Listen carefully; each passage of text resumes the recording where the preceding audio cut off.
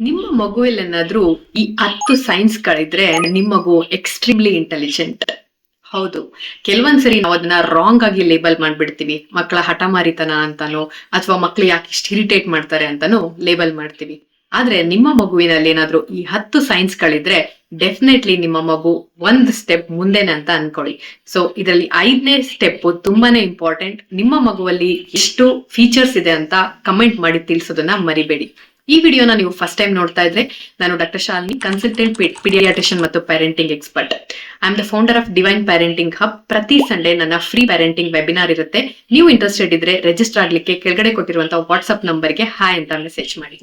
So first sign ಬಂದು ಮಗು ಸಣ್ಣ ವಯಸ್ಸಿಂದನೇ ತುಂಬಾ ಚೆನ್ನಾಗಿ ಐ ಕಾಂಟ್ಯಾಕ್ಟ್ ಮಾಡೋದು. ನೀವೇನಾದ್ರು ಹೇಳ್ತಾ ಇದ್ರೆ ಇಂಟ್ರೆಸ್ಟಿಂಗ್ ಆಗಿ ಕೇಳಿಸ್ಕೊಳ್ಳೋದು, ನಿಮ್ ಕಣ್ಣನ್ನೇ ನೋಡ್ತಾ ಇರೋದು, ಅಥವಾ ಯಾರಾದ್ರೂ ಎತ್ಕೊಂಡಿದ್ರೆ ನಿಮ್ಮನ್ನ ದುಟ್ಟಿಸಿ ನೋಡೋದು, ಏನೋ ಕೇಳಿಸ್ಕೊತಿದ್ಯೇನೋ ಅನ್ನೋ ತರ ಬಿಹೇವ್ ಮಾಡ್ತಾ ಇದ್ರೆ that is also one of the sign of intelligence. ಎರಡನೇದು, ಇಷ್ಟೊಂದ್ ಮದರ್ಸ್ ಕೂಡ ಒಪ್ಪಿಡಿಗೆ ಈ ಪ್ರಾಬ್ಲಮ್ ಇಂದನೇ ಬರ್ತಾರೆ. ನನ್ ಮಗ ನಿದ್ದೆ ಮಾಡಲ್ಲ, ಅರ್ಧ ಗಂಟೆ ಆದ್ರೂ ನಿದ್ದೆ ಮಾಡಿಲ್ಲ, 3/4 ಗಂಟೆ ಆದ ತಕ್ಷಣ ಎದ್ದು ಬಿಡ್ತಾನೆ, ಅರ್ಧ ಗಂಟೆಗೆ ಒಂದ್ಸರಿ ಎದ್ದು ಹೇಳ್ತಾನೆ, 2 ಅವರ್ ನಿದ್ದೆ ಮಾಡಿನೇ ಗೊತ್ತಿಲ್ಲ, ನಿದ್ದೆ ಮಾಡ್ಸೋಕ್ ಹೋದ್ರು ಬಹಳ ಹಿಂಸೆ ಪಡ್ಬೇಕು ಅಂತ. ನೋಡಿ, ತುಂಬಾ IQ ಜಾಸ್ತಿ ಇರುವಂತ ಮಕ್ಕಳು ನಿದ್ದೆನ ರೆಸಿಸ್ಟ್ ಮಾಡ್ತಾರೆ, ನಿದ್ದೆ ಮಾಡ್ಲಿಕ್ಕೆ ಕಷ್ಟ ಪಡ್ತಾರೆ. ಸೊ ನ್ಯಾಪ್ ಟೈಮ್ ಕೂಡ ಡಿಫಿಕಲ್ಟ್ ಆಗುತ್ತೆ. ಸೊ ಮಕ್ಕಳು ನಿದ್ದೆ ಮಾಡ್ಲಿಕ್ಕೆ ಕಷ್ಟ ಪಡ್ತಾ ಇದ್ದಾರೆ. ಅಂಡ್ ಡೆಫಿನೆಟ್ಲಿ ಅದಕ್ಕೆ ಬೇರೆ ಬೇರೆ ರೀತಿ ಇರುತ್ತೆ.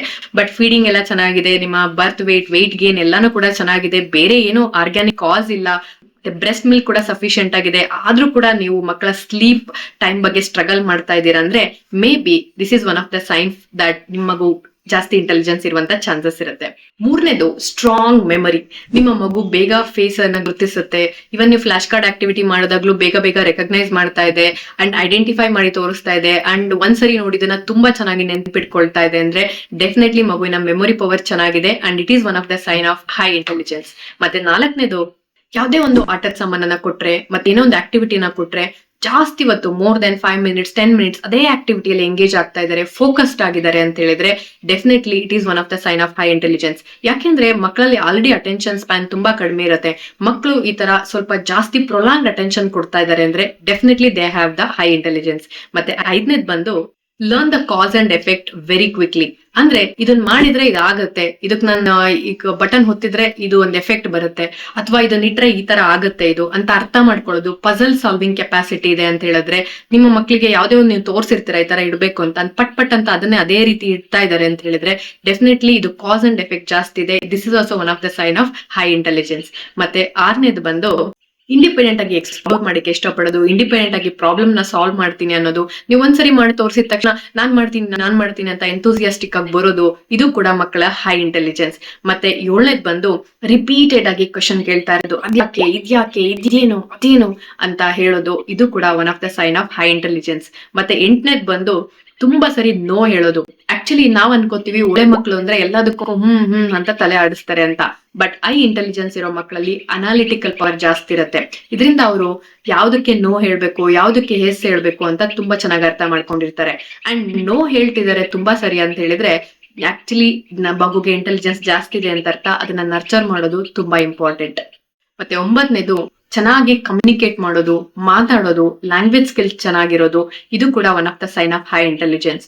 ಮತ್ತೆ 10ನೇದು ಬಂದು ಮಗು ಈಸಿಯಾಗಿ ಗಿವ್ ಅಪ್ ಮಾಡೋದಿಲ್ಲ. ಅಂದ್ರೆ ಏನೋ ಒಂದು ಆಕ್ಟಿವಿಟಿ ಮಾಡ್ತಾ ಇರತ್ತೆ, ಅದನ್ನ ಪೇಶನ್ಸ್ ಇಂದ ಇಟ್ಕೊಂಡು ಅದನ್ನೇ ಕಂಟಿನ್ಯೂಸ್ ಆಗಿ ಮಾಡೋದು, ಫೈನಲ್ ಏನಿರತ್ತೆ ಅದಕ್ಕೆ ರೀಚ್ ಆಗುವಂಥದ್ದು, ಫೈನಲ್ ಆಕ್ಟಿವಿಟಿನ ಕಂಪ್ಲೀಟ್ ಮಾಡೋದು, ಅದಕ್ಕೆ ಪೇಶನ್ಸ್ ಅನ್ನ ಇಟ್ಕೊಂಡಿದೆ ಅಂದ್ರೆ this is also one of the sign of high intelligence. Definitely ನಾನು ಈ ವಿಡಿಯೋದಲ್ಲಿ ಇದೆಲ್ಲ ಇಲ್ಲ ಅಂದ್ರೆ ನಿಮ್ಮ ಮಗು ಇಂಟೆಲಿಜೆನ್ಸ್ ಇಲ್ಲ ಅಂತ ಹೇಳ್ತಾ ಇಲ್ಲ, ಬಟ್ ಇದೆಲ್ಲಾನು ಕೂಡ ನೀವು ನೋಟಿಸ್ ಮಾಡ್ತಾ ಇದ್ದೀರಾ ಅಂದ್ರೆ maybe you are nurturing a genius brain. So every child is a born genius. ಪ್ರತಿಯೊಬ್ಬರಲ್ಲೂ ಬೇರೆ ಬೇರೆ ರೀತಿಯಾದಂತ ಇಂಟೆಲಿಜೆನ್ಸ್ ಇರುತ್ತೆ. ಬಟ್ ನಿಮ್ಮ ಮಗುಗೆ ಈ ತರ ಸೈನ್ಸ್ ಏನಾದ್ರು ಇದ್ರೆ ನೀವು ಆಸ್ ಅ ಪೇರೆಂಟ್ ಆಗಿ ಎಕ್ಸ್ಟ್ರಾ ಎಫರ್ಟ್ ಅನ್ನು ತಗೊಳ್ಳೋದು, ಮಕ್ಕಳ ಬ್ರೈನ್ ಡೆವಲಪ್ಮೆಂಟ್ ಆಕ್ಟಿವಿಟೀಸ್ ಅನ್ನ ಮಾಡಿಸೋದು, ಅರ್ಲಿ ಏಜಸ್ ಅಲ್ಲೇ ಶ್ಲೋಕ ಸ್ಪಿರಿಚುಯಾಲಿಟಿನ ಅವರ ಲೈಫ್ ಅಲ್ಲಿ ತಗೊಂಡ್ ಬರೋದ್ರಿಂದ ನೀವು ಮಕ್ಕಳಿಗೆ ದೊಡ್ಡ ಗಿಫ್ಟ್ ಕೊಟ್ಟ ಹಾಗೆ. ಸೊ ಇದೆಲ್ಲ ಸೈನ್ಸ್ ಇದ್ರೂ ಇಲ್ಲದೆ ಇದ್ರೂ ಕೂಡ ನಿಮ್ಮ ಮಕ್ಕಳ ಬ್ರೈನ್ ನರ್ಚರ್ ಮಾಡಕ್ಕೆ ಓನ್ಲಿ ಪೇರೆಂಟ್ಸಿಗೆ ಅಥವಾ ತಾಯಿಗೆ ಮಾತ್ರ ಸಾಧ್ಯ ಆಗತ್ತೆ. Just 10 to 15 minutes of happy connection time ಅನ್ನ ನೀವು ಎಸ್ಟಾಬ್ಲಿಷ್ ಮಾಡೋದ್ರಿಂದ ಮಕ್ಕಳಿಗೆ ಸಾಕಷ್ಟು ಅಡ್ವಾಂಟೇಜಸ್ ಆಗುತ್ತೆ. ಸೊ ಪೇರೆಂಟಿಂಗ್ ಬಗ್ಗೆ ಇನ್ನಷ್ಟು ಕಲಿಲಿಕ್ಕೆ ಇಂಟ್ರೆಸ್ಟೆಡ್ ಇದ್ರೆ ನಮ್ಮ ಫ್ರೀ ಪೇರೆಂಟಿಂಗ್ ವೆಬಿನಾರ್ ಅನ್ನು ನೀವು ಜಾಯ್ನ್ ಆಗ್ಬೋದು. So see you in the next video. Thanks for watching. Happy parenting.